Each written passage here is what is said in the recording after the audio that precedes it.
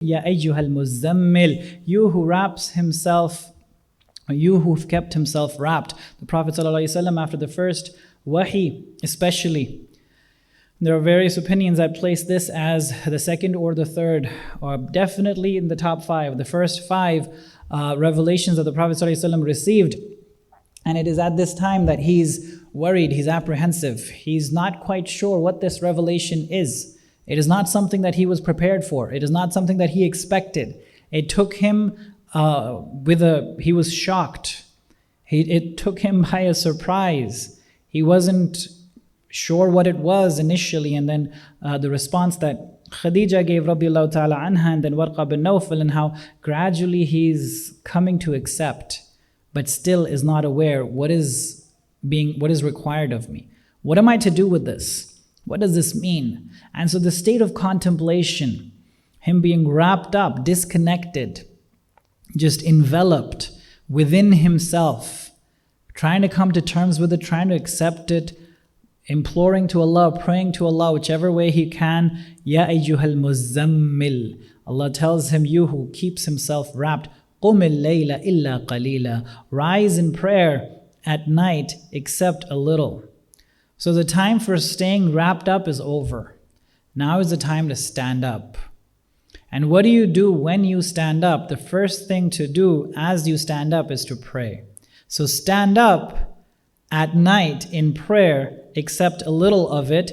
نِصْفَهُ أَوْ انْقُصْ مِنْهُ قَلِيلًا. Half of it, or a little less than half, أَوْ زِدْ عَلَيْهِ, or add to it. We will see towards the end of the surah what the Prophet ﷺ and the Sahaba took from this and how they enacted this ayah, وَرَتِّلِ الْقُرْآنَ تَرْتِيلًا, and recite from the Qur'an a measured recitation. There's not much that's been revealed to the Prophet ﷺ. Hardly a dozen ayat, 2 dozen, 3 dozen at max by the time of this revelation.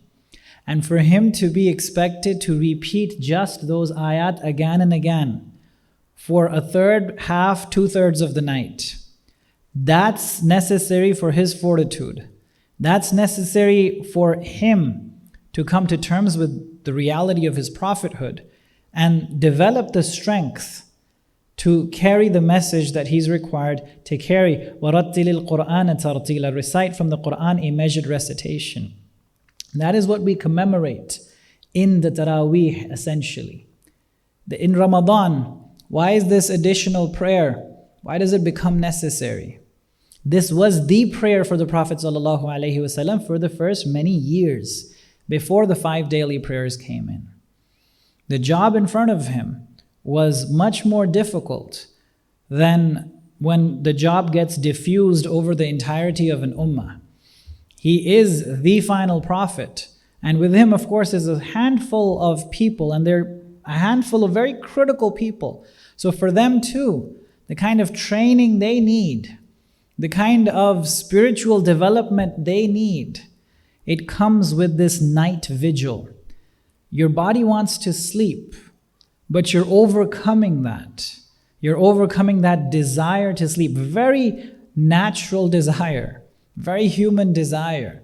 But to overcome that desire to varying degrees and to stand in prayer, you're a people given to what you see, what you hear, that becomes the totality of your reality. To pray to a God that you do not see, do not hear directly, to repeat ayat that you've been given, believing that He hears them, and to attune yourself to the unseen. That is to rise to a higher level of spirituality altogether.